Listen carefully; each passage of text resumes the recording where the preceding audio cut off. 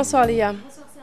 Rebonsoir à tous. Nous parlons de cette colère des fonctionnaires sénégalais qui peinent à rentrer dans leurs fonds depuis maintenant 4 jours et pour cause, leur paie de ce mois a été ponctionnée. Résultat, des milliers d'entre eux se retrouvent sans salaire. Tout serait parti d'un nouveau logiciel installé par la direction de la solde et qui serait à l'origine de ce dysfonctionnement. Les fonctionnaires, eux, ne comptent pas se laisser faire. Ils ont lancé un ultimatum à l'État et n'excluent pas de battre le pavé si rien n'est fait. Fatou Bintou Modou Diop. Eladji Ndoye, fonctionnaire polygame, se retrouve sans sous pour cette fin du mois. L'État lui a ponctionné 297 000 francs sur son salaire, un scandale selon lui. Arrivé à ma banque à la fin du mois, j'ai trouvé juste 78 000 francs qui a été balayé par le prêt. Alors, ils m'ont envoyé sur le financier. On me dit qu'on va couper 297 000 francs, on a ponctionné sur mon salaire 297 000 francs. D'autres fonctionnaires ont subi le même tort. On m'a coupé une somme de 158 000 francs. Et maintenant, pour rentrer dans mes fonds, je dois recevoir mon bulletin de salaire. Et ce qui n'est pas possible. Ici, on dit que les bulletins ne sont disponibles qu'à partir du lundi. Le lundi, c'est le 7. Oui. Alors qu'actuellement, ce qu'on m'a viré, ma banque a tout pris à cause de l'échéance que je devais payer. Comme tous les fonctionnaires, on est allé à la banque, c'est la fin du mois, on est allé demander notre portion, on nous a dit vous n'avez rien. Donc on a dit vous n'avez rien, donc on a dit bon, ça ne vous reste que 15 000 francs, ça ne vous reste que 6 000 francs, donc ils ont 0 francs. La faute, un logiciel installé par la direction générale de la solde. Le directeur de la solde nous a fait comprendre qu'ils ont installé un nouveau logiciel. Un nouveau logiciel qui à leur niveau, il ne prévoyait pas toutes ces difficultés, tous ces problèmes. Si la situation persiste, les fonctionnaires sénégalais comptent descendre dans la rue pour se faire entendre dans les prochaines heures. Et nous parlons des élections locales. Samba Bathily Diallo revient à la tête de la mairie de Ouakam après 5 ans d'absence. Celui qui, lors de son mandat de 2002 à 2009, avait eu des rapports heurtés avec des Ouakamois, a finalement réussi à regagner la confiance des habitants de sa commune. Avec un scrutin remporté devant 16 listes, le futur maire promet de ne plus jamais commettre les mêmes erreurs. Salimata Aoussek, Diafaraba. Ouakam a tout donné. Je me dois de tout donner à Ouakam. 5 ans d'absence après avoir été sanctionné par les Ouakamois, Samba Bathily Diallo revient. Les Ouakamois m'ont refait confiance parce que, étant maire de 2002 à 2009, j'ai fait des résultats. Et que ce sont ces résultats-là qui m'ont fait revenir. Son bilan de 2002 à 2009, pourtant décrié, l'a servi aujourd'hui pour sa réélection. Mais je me suis basé sur mon bilan parce qu'il y avait de l'intox. Cet intox a fait que les gens n'avaient pas écouté ce que je leur disais. Ces rapports heurtés avec les Ouakamois, un mauvais souvenir. Je n'ai aucun problème avec les Ouakamois. Vous allez juger de vous-même parce qu'il y avait de l'intox. Cet intox a fait que les gens n'avaient pas écouté. Mais dans la main, avec sa commune, Samba Bathily reconnaît ses erreurs et promet de s'en servir comme une leçon. Si nous commettons l'erreur de ne pas réussir, en tout cas l'histoire le retiendra. Et que je ne compte pas échouer. Abdoulaye Baldé, lui, a été reconduit à la tête de la mairie de Ziguinchor. Pour le président de l'UCS, ce retour se justifie par les promesses non tenues du régime de Macky Sall. Abdoulaye Baldé et les responsables de sa coalition, composée de 14 partis et mouvements politiques, ont procédé à l'analyse des résultats obtenus lors d'un face-à-face avec la presse. Compte rendu, Boubacar Diassi. Après avoir battu ses adversaires aux élections municipales et départementales à Ziguinchor, Abdoulaye Baldé a analysé sa victoire à sa manière.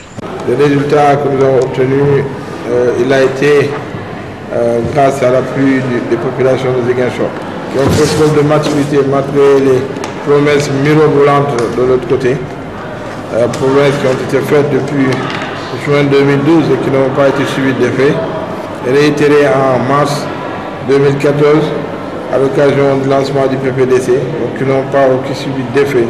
Le maire réélu de Ziguinchor avait pourtant en face des candidats qui savaient perdre. On est en démocratie, on a compétit, on a perdu.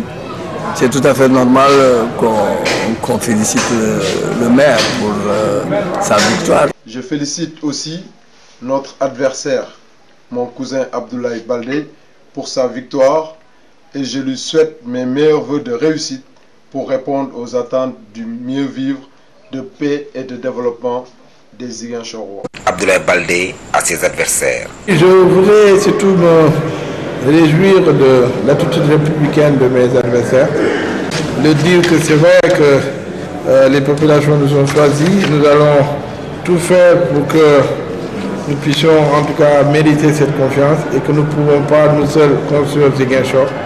Nous avons en tout cas besoin de l'appui de tous. Abdoulaye Baldé a annoncé la venue à Ziguinchor des maires de Thiès Idrissa Seck et de Dakar Khalifa Sall pour assister à son installation. Accusé de fraude par son adversaire, Aïssata Tall Sall, vainqueur des élections municipales de Podor, apporte sa réponse à Mamadou Racine Ly. Et à l'instar du chef de l'État, l'édile de Podor a également fustigé la pléthore de listes constatée au niveau national. Ibrahima Kamara, Modou Diop.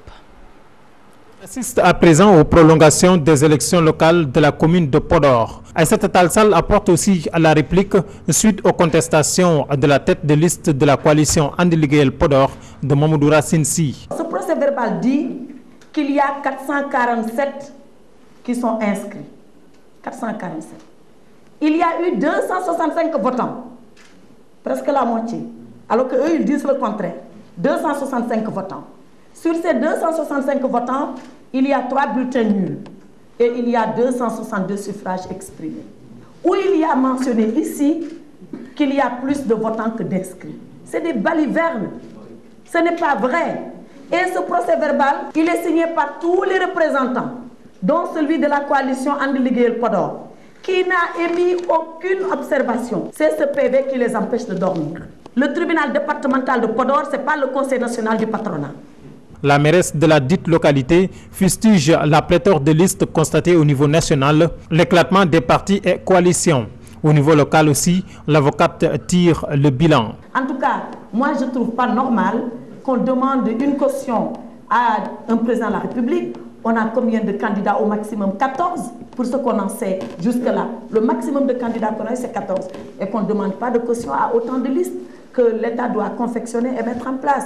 Donc, peu importe le montant, je crois qu'on peut trouver un montant raisonnable en réfléchissant en bon père de famille, sans que pour autant que cela n'empêche à des gens qui ont l'ambition de pouvoir être candidats, mais que quand même on arrive à ce montant-là. Le maire de Podor avance que le Parti socialiste ne l'a pas soutenu durant ces élections locales, sans vouloir aller plus loin dans cette histoire. Et de Podor, nous nous rendons dans le Bawol à Mbacké plus précisément. Après leur défaite dans le département, l'heure est au bilan pour les apéristes. Les partisans de Moustapha Cissé Lo crient à la trahison. Selon eux, plusieurs forces ont œuvré pour cette déconvenue électorale. Déclaration faite lors d'une assemblée générale qui s'est tenue en présence de nos reporters. Mohamed Diop est à l'Assemblée.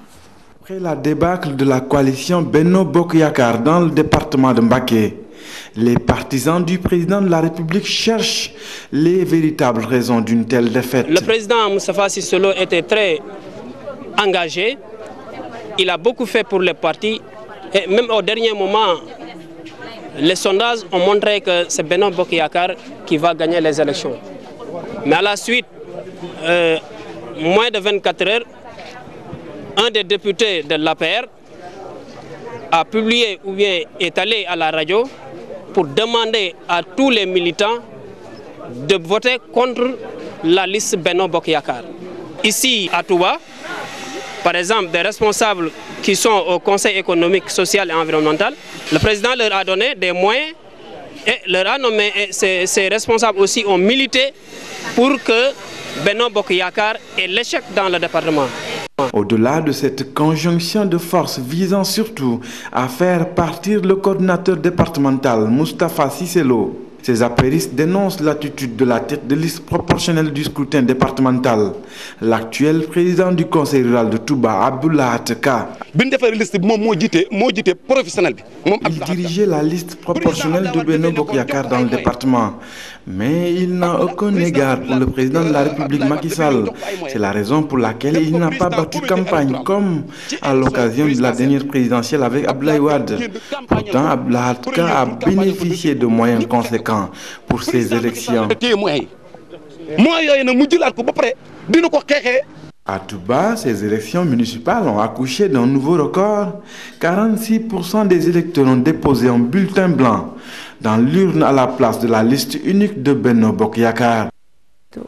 Et c'est ce vendredi à minuit au plus tard que les commissions départementales de recensement de vote publieront les résultats définitifs des élections locales.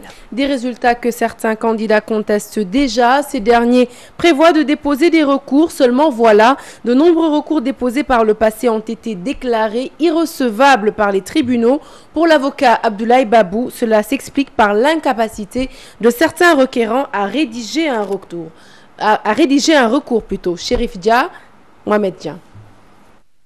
Les commissions départementales de recensement des votes ont jusqu'à vendredi 0h pour publier les résultats provisoires issus des élections locales avant que ne s'ouvre la période contentieuse. Chaque électeur ou candidat peut contester les résultats pendant 5 jours.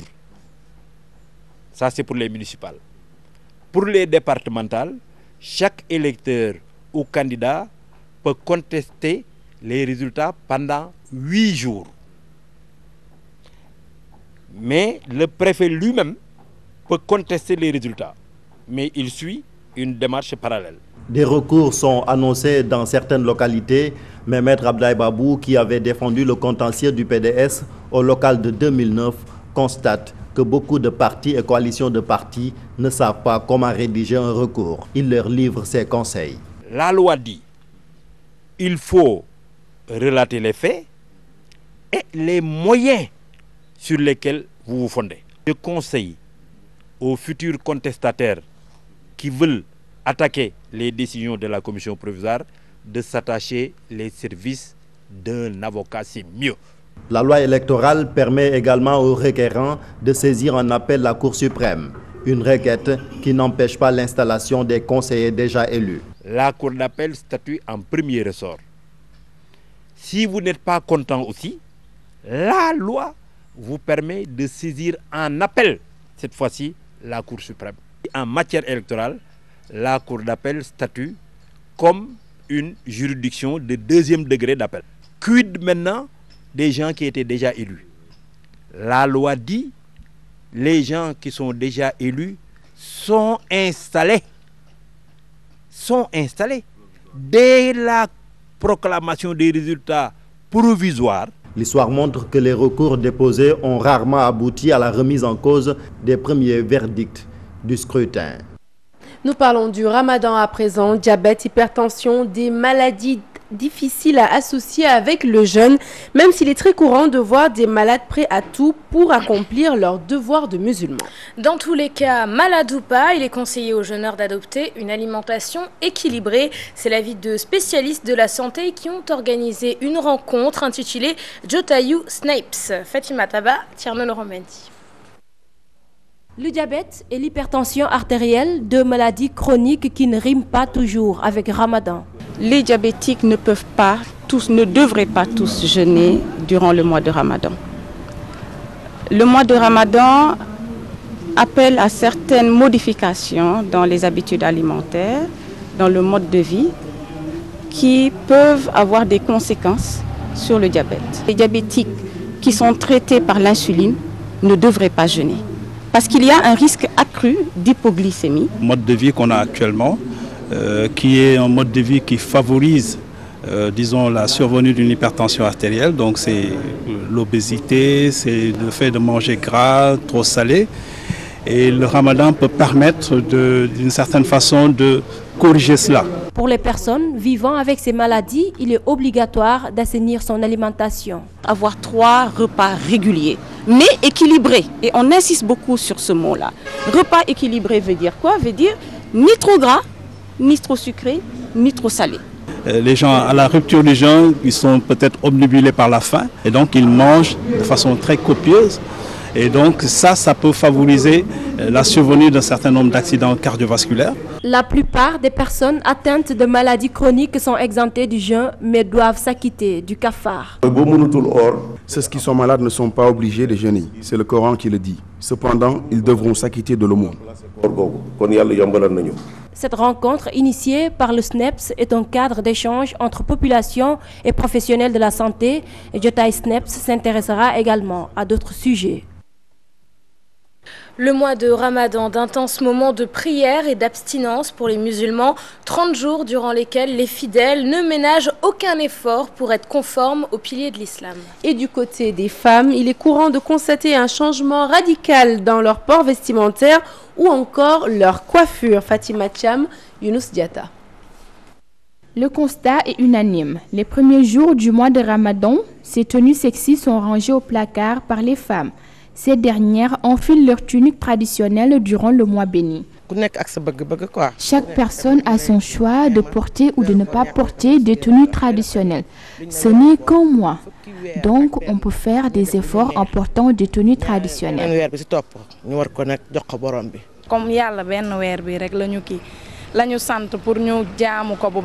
C'est seulement un mois. On peut s'abstenir des habits sexy et porter des tenues traditionnelles. Je n'attends pas jusqu'à le Ramadan pour porter des habits traditionnels. Moi, je porte tout le temps des habits traditionnels parce que je suis musulmane. Pour les coiffeuses, elles ne reçoivent pas de clientes pendant le mois de Ramadan. Quelques rares viennent, mais c'est pour faire de simples tresses. Au mois de Ramadan, on ne fait pas les mèches parce que, tu sais, les conditions de l'islam, il nous interdit de mettre les cheveux naturels, même en temps normal. Donc, au moment des Ramadans, c'est pourquoi on ne le fait pas. Pour mieux se purifier pour la prière et les ablutions. Le salon en général pour le mois de Ramadan, comme on dit, Ramadan oblige. La religion est avant tout la première chose. Et c'est ce qui explique le manque de clientèle.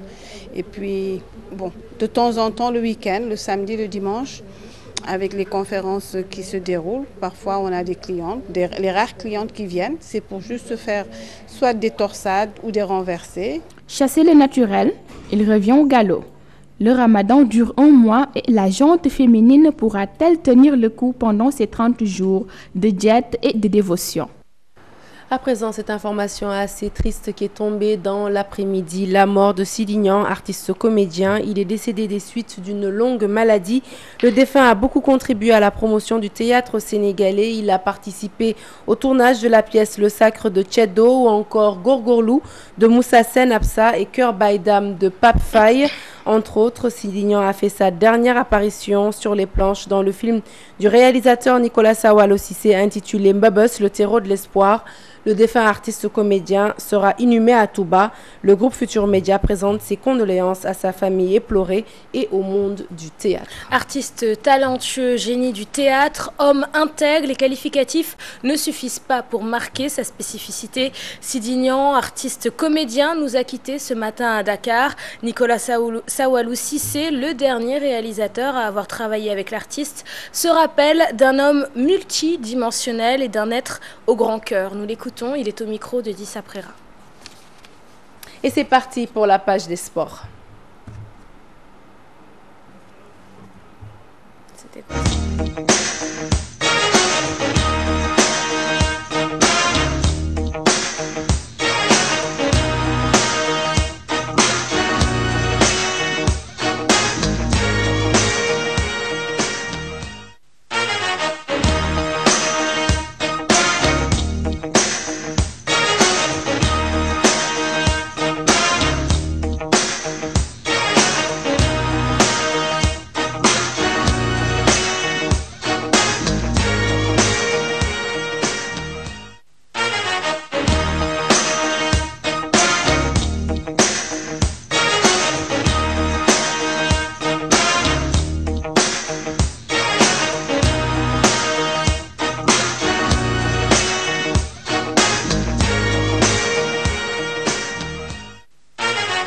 La page des sports que nous ouvrons avec la Coupe du Monde, l'arbitrage au centre de polémique dans cette Coupe du Monde. Nos envoyés spéciaux ont rencontré des journalistes et des supporters qui ont vertement critiqué les hommes en noir. Reportage Mamfatou Ndoye et Mor Kharma.